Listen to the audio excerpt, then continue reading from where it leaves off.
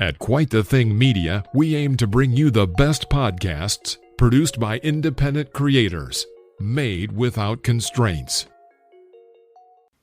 Hi, this is Ralf Haenel from the Baltic Sea coast of Germany.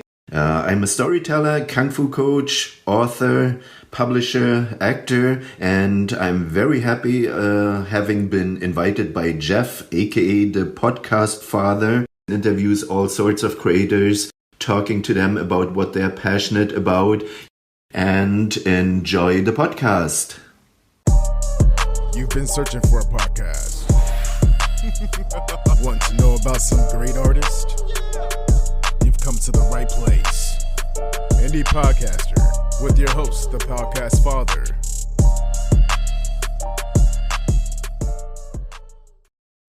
Welcome to the Halloween episode of Indie Podcaster. I'm your host, Jeff, aka Podcast Father. I have a very special guest with me today. It is Ralf Haenel. He's a self-defense expert in Kung Fu. Ralph, you've even been in a movie, right? What was the name of that movie? Quantum Shock? That's right. Yeah, it was Quantum Shock. It was actually two movies back then that came out of a YouTube series, but yeah, a really hands-on sci-fi action movie that was made in Canada. You've wrote a book even, but how I actually connected with you, you were on a 3-part episodes of Cold War Conversations with our good friend Ian Saunders. So we actually connected through that. Episodes 177, 181, and 182 is what I have. You told an amazing story of your series of events and huge things that happened to you during the Cold War. You arrested, interrogated. By the Stasi, yeah.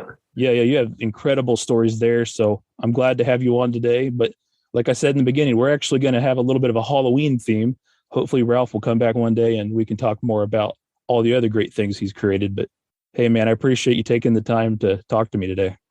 Oh, it's absolutely my pleasure. I love talking about the old stories, the things that happened to preserve it. And yes, there are exciting things that absolutely fit Halloween, I must say. So I still get the shakes when I think about it. The two stories, actually, one is a ghost story, and I'm not the kind of ghost hunter or anything like this. And one of the movies I really, really like, Room 1408 with John Cusack and Samuel L. Jackson, came in 2007, so much later. This was a complete surprise to me, the ghost story, when it happened. So I was with the family. My son had been born in the summer of 2000. Now it was 2002. We were on the way to Vancouver Island, Victoria, capital of British Columbia. It was nice weather. Everything was peaceful.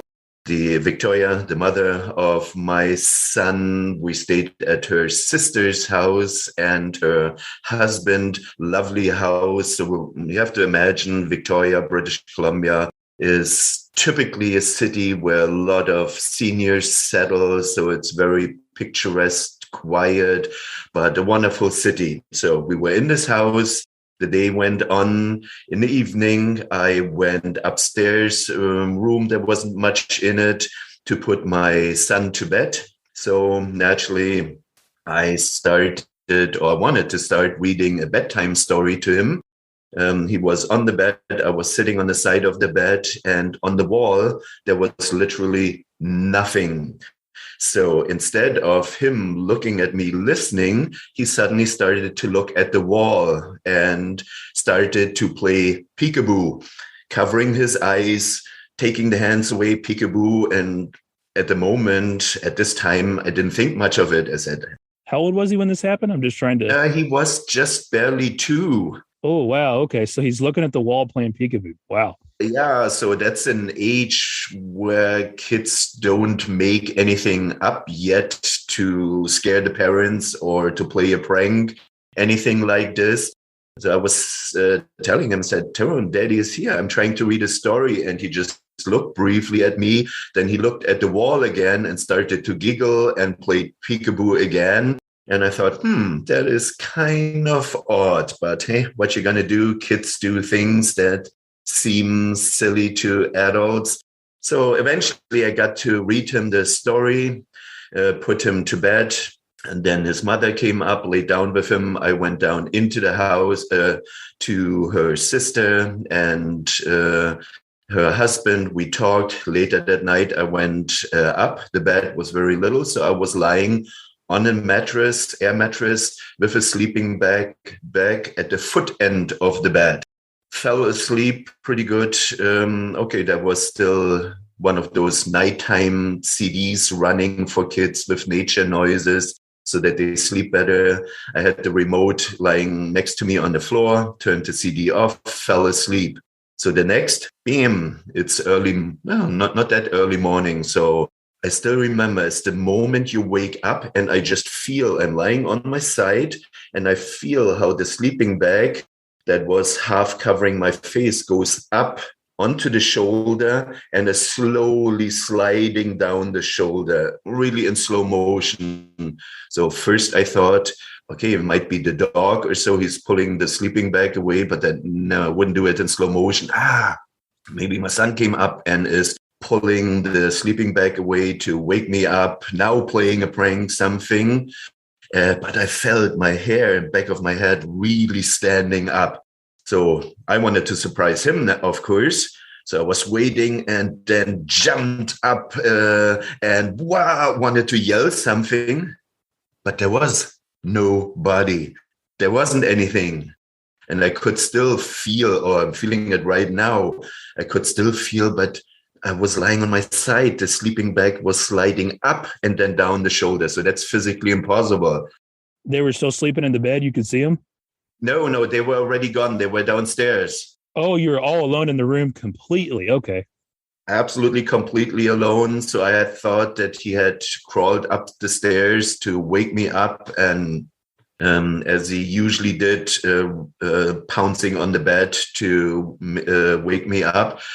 So I thought, okay, still wasn't really thinking much about it other than feeling that my hair was standing up. So I went downstairs. Then somebody said, what? Oh, you're already up? I said, I was kidding. I was trying to make a joke. Said, yeah, the ghost woke me up. And then the sister of Tyrone's mother, she said, oh, the old man woke you up. And then Victoria said, what the heck are you guys talking about it? I said, I don't know. I was just making a joke that the ghost woke me up. And then the sister said, Ginger, oh no, when we moved in here, we were told by the previous tenants that there's kind of a grandfatherly-like appearance, a ghost in there. She said, it happened to us. They, at the time, didn't have any kids. She said, sometimes when we sleep in, the curtains are closed. We wake up and one curtain is slightly open so that the sun shines right into our face as if somebody says, okay, you young people, time to get up. I said, no. I said, now you're kidding. Now you're making a joke, right? And she said, no, that's true. And I have never checked it, but later she said the house is in St. James Street in Victoria, BC, that it's somewhere in one of those books you find at travel stores, airport, train station, bus stop, and so on, that you find ghost houses of BC. There, this house is supposedly somewhere mentioned, but I still didn't really believe it. So I went upstairs and then I thought, oh, don't want to step on the remote that I had put next to the air mattress last night. Then I was looking, oh, it's not there. So then I looked across the room, the head end of the bed. There it was, nice and neat, right next to the stereo CD player, which still existed in 2002. So I went downstairs and said to Victoria, did you move the remote from the floor? She said, oh, I was happy to get our son downstairs and make him breakfast. So the ghost, the grandfather type, apparently also a very neat dude, had moved the remote and put it next to the CD player. So, and I can never get over this moment where I felt the sleeping bag moving up, the chills I felt. So I cannot explain it. I thought it's a joke when the family living in the house was talking that there's actually an appearance. So this is my ghost story from back then. Can't forget it. That's an interesting one. So I can't even imagine how freaked out I'd be if I was just laying there and I felt a sleeping bag sliding down and I absolutely was not moving it. Yeah.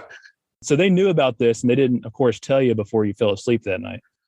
No, it had never come up. They had moved in, and well, it's one of those things. If some old people, previous tenants, tell you there's a ghost in the house, you say, "Yeah, sure, okay, thanks for telling us."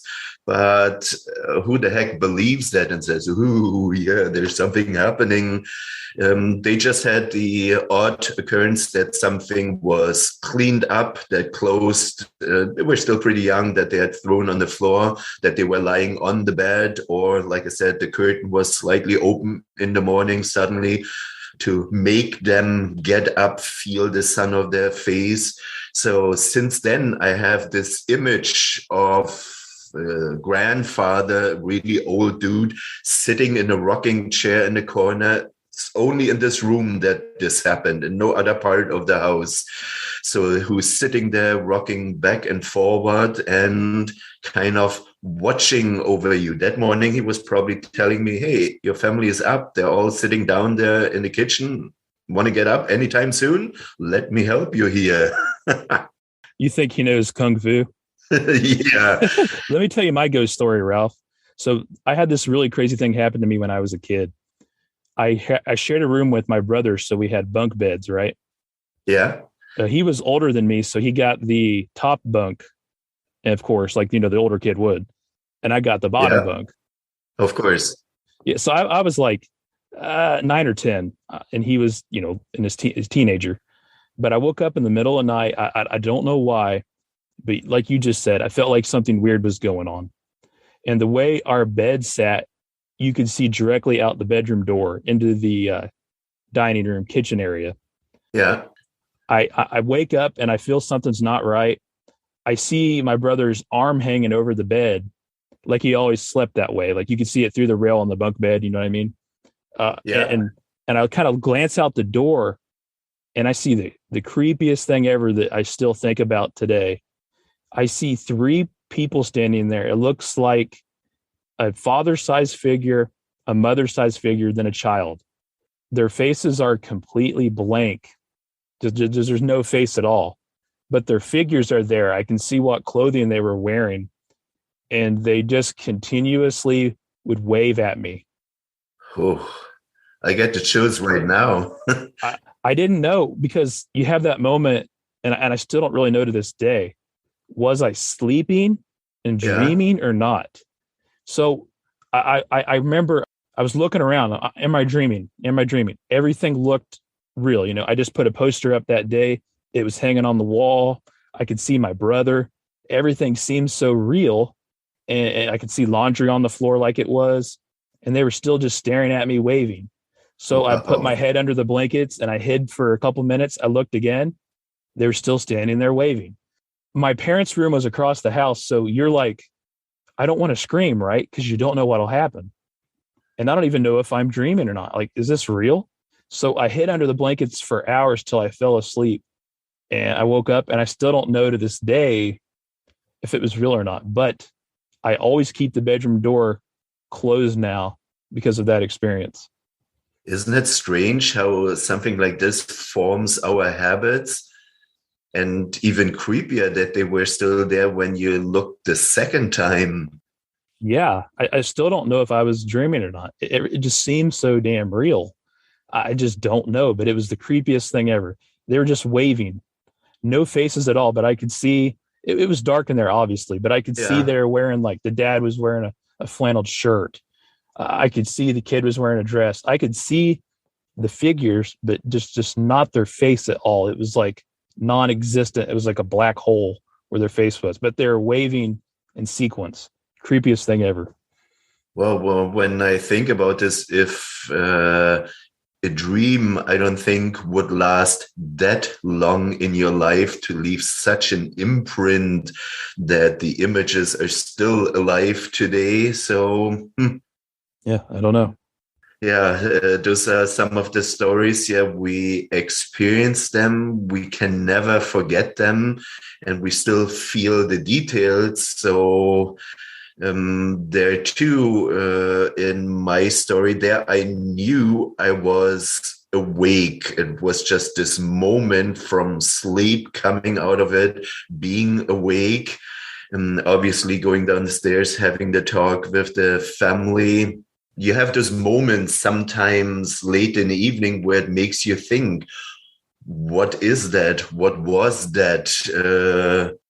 I'm not sure. It's sometimes hard to explain. It's the same as, if you want to hear it, my UFO story. Yeah, let's do it, because I've never had one, but I am very intrigued by it. I listen to that UFO podcast with my friend Andy McGrillen every week, but I don't have an experience. So I'm excited to hear yours.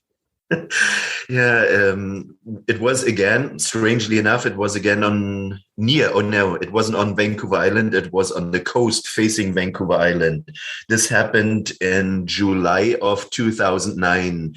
We had gotten an invitation from a friend. He had a cabin deep in the rainforest at the Sunshine Coast of British Columbia.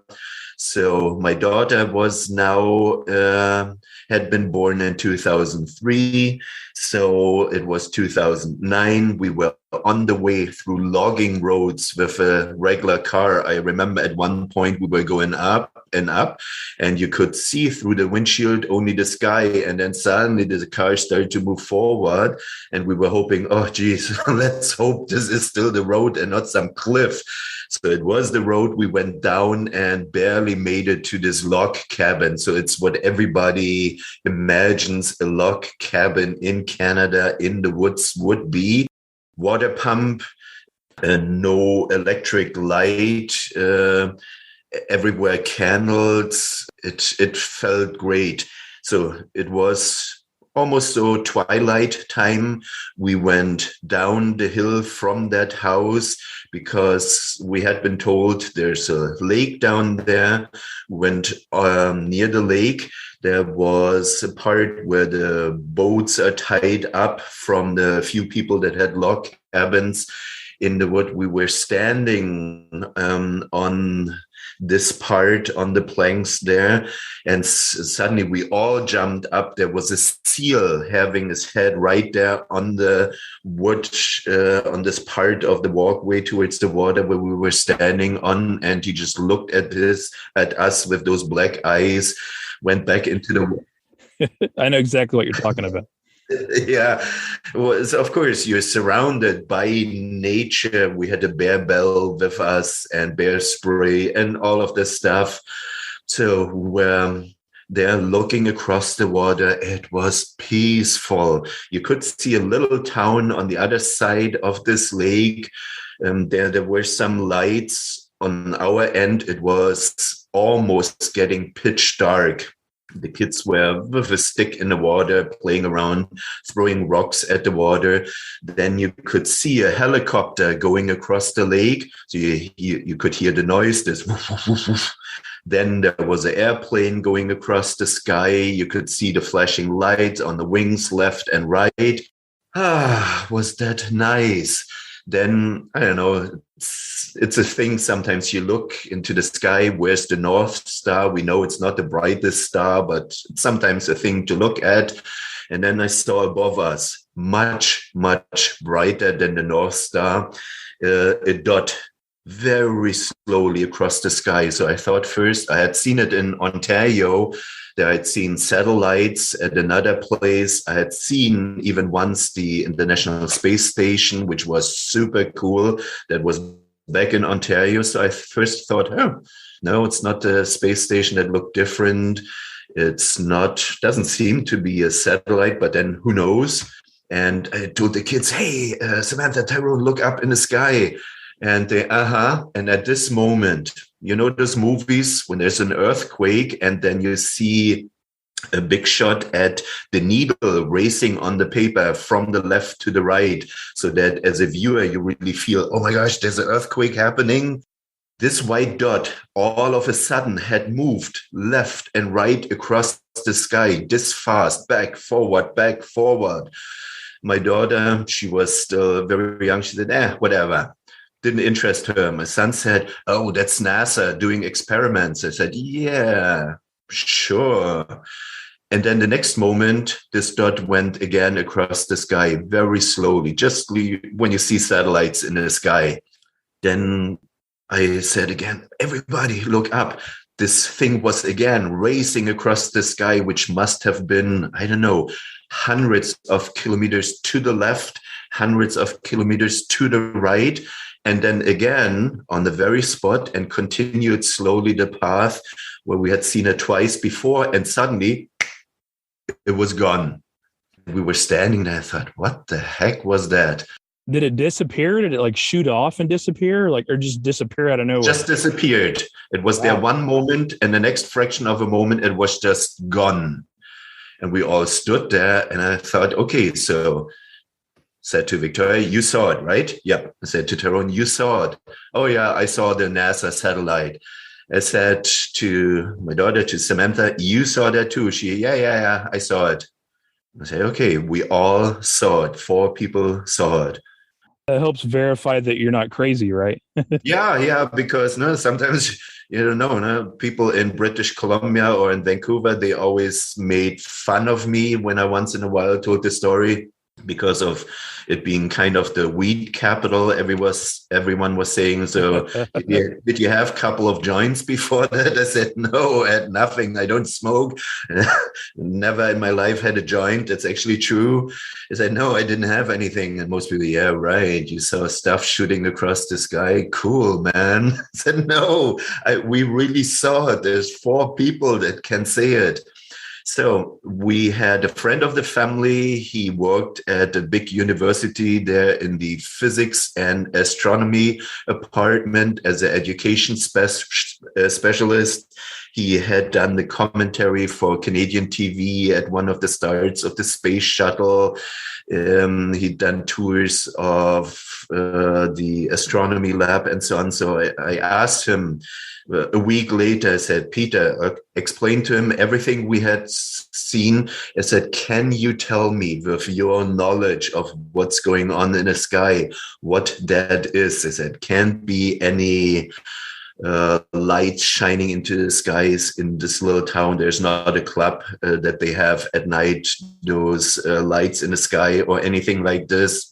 And he said, no, I can't explain it. I said, but you have heard a lot of unidentified flying objects. Any time you heard anything like this? He said, no. So still within 2 weeks after this had happened, I thought, hey, let's have a look. And of course, there was a website, UFO sightings in British Columbia. And oh my gosh, never seen that before. So I went back 2 weeks to that day. And 2 days later, there was an entry. So anybody can put stuff in there. There's probably all kinds of weirdos and freaks as well. But there was something. We are grandparents of 2 lovely children. We live in our cabin at this lake. And said, that is the very same lake we were standing on. They said, our grandkids came in and said, Grandpa, Grandma, come outside. There's something in the sky.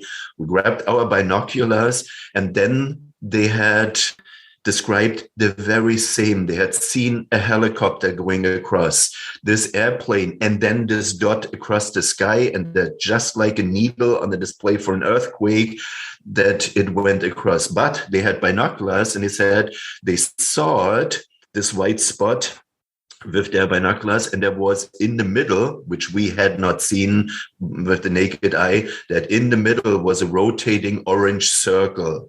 And then they said, and at one point, after the second time when it raced across the sky, which must have been a humongous distance, no airplane can hundreds of kilometers left and right suddenly move. That's virtually impossible. So our grandkids told us we should write it down here. So we have done it. We're no weirdos. Please believe us. So I thought, wow, there are other people who had seen the very same. Didn't get an explanation for it, but now there were more witnesses to it. So up to this day, I have no idea what it was, but I've seen something that qualifies as an unidentified flying object. Do you follow the activities, what's going on today around the UFOs? Because it's almost more acceptable now, right? Like it's more mainstream public attention. Yeah, I've seen the papers that were released just a year or two ago in Great Britain from the Air Force. I had the pleasure once, father of one of my Kung Fu students who I've met also in Victoria on Vancouver Island. He was a pilot during World War II. He was honored by the Queen. He was honored by the Canadian government. He had developed a plane that's still being used by cadets of the Canadian Air Force today. And he was saying when they were flying maneuvers before they went over to Germany, that it was among the pilots just off the coast of England very common that every now and then there was a circle of lights in front of them. Then he said suddenly there were half of them on the left wing, half of them on the right wing. Then they were gone. Another pilot said, then they're on your, I don't know what it is, I don't speak the lingo, on your 6 o'clock, so on your tail. And many of them were telling those stories, but they said when they came home to Canada that they didn't want to be basically labeled as weirdos, that they held back. And he told me that story. My student Gary, he remembered it having as a kid heard already because they had to move with their father from one military job to the next across the country, also to the US. So, and he had all those certificates over the wall. He still had a huge frame on the wall with a piece of a parachute where he had been shot down over Germany, still with bullets holes in it, and then the commendation from the Queen next to it. So that's not somebody who's making stuff up just for the heck of it. So, which also made me think, so I had told him then my story about this UFO, and he said, well, most pilots don't like to talk about it. He said, to us, to them, it appeared during World War II as if those lights were, I don't know, like people, beings from somewhere else who are watching everything that's happening. And every now and then they also just wanted to have fun and played with us. We went into the cloud, they came into the cloud, and then they were shining much brighter in there. So he said, because of the combat that they experienced, they never thought much of it. It became just a thing that happened every day. Those lights typically disappeared when they were approaching Germany for their next job. So, and he found my story as the most normal. He said, there's a lot out of there that we just don't know what it is.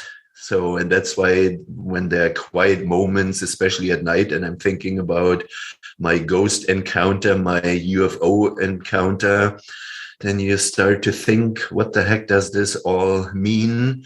And it also comes in handy when it's Halloween and you want the moment to be a little bit scary and spooky. You said earlier that you thought you were possibly asleep, that you were dreaming. There I have this half story. I said at the very beginning, I basically have 2.5 stories, the UFO, the ghost, and then a half story. When I was a prisoner at the Stasi, at the East German Secret Service, when you're being interrogated day and night, when you're being threatened with the death penalty, even you wake up trembling in the morning when the guards yell to get up. And in the evening, if you can sleep through the night, if they don't get you again for a nighttime interrogation, all you wish is to disappear in your dreams. So in this time, that's why I'm telling the story, I somehow developed this sense of being aware when I'm dreaming that I'm dreaming. And I remember one particular scene. I was in the train.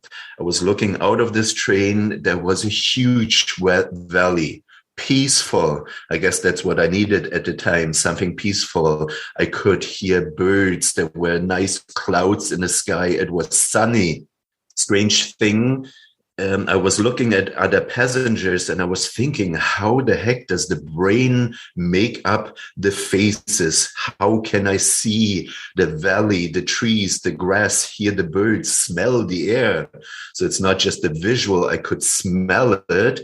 But in the dream, I was thinking, so I'm dreaming, okay? So if I just whack somebody in the face just for fun, just for the heck of it, nothing can happen.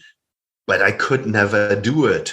Once in a dream, because you do the thing, you go up on top of a building. Hey, I'm dreaming, so I can jump off of it, right? I could never do it. But once, I don't know in which moment, I was flying, and boy, did this feel good. I was upstream in the air, going up, going down, sailing right, left. There was nothing around me but fresh air, and I was flying. I don't know if it was the brain creating an image so that I get a break during this interrogation time by one of the world's most feared secret services at the time. I have no idea, but it felt wonderful. And to this day, every now and then when I'm dreaming, I realize it, but I still have to interact normally with the people that I see, feel in my dream. Yeah, it's hard to bring yourself to do that. You want to know if it's real or not, but and how what you can do, like what your limitations are, but it's hard to actually take that step.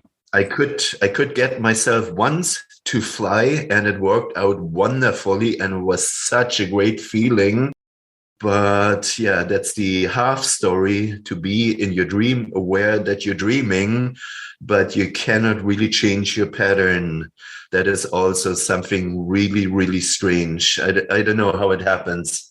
That would be something for a dream expert to determine. Yeah, I'm certainly no dream expert. I don't know about you, but No, not at all.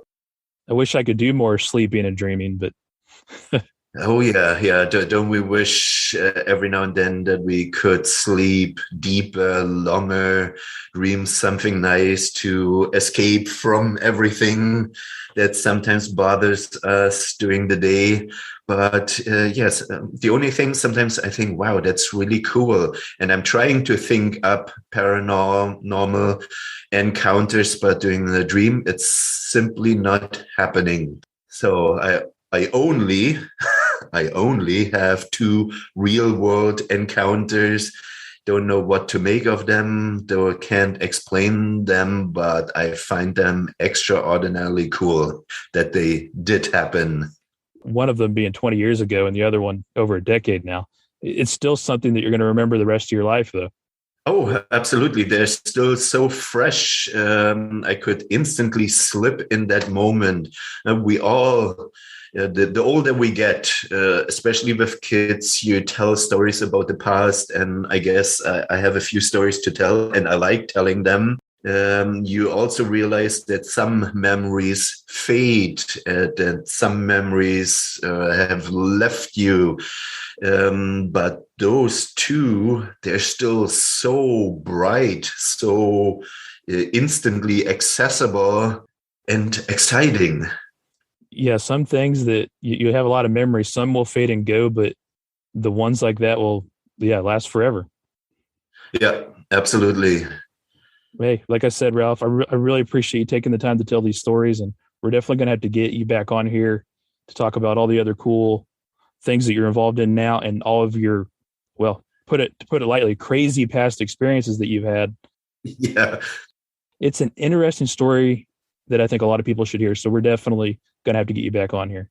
I would love to, because there's still a whole set of stories that we didn't even have time to cover in the 3 episodes with Ian's Cold War History podcast, everything that happened after Germany was reunited. So there's a whole bunch of stories there, some of which really surfaced during the last couple of years that I've been back in Germany. And I tell you, there's still a lot more.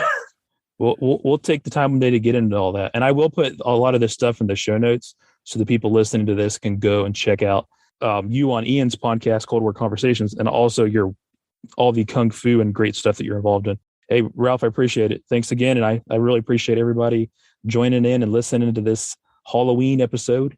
Thanks for listening, and thanks for telling a friend.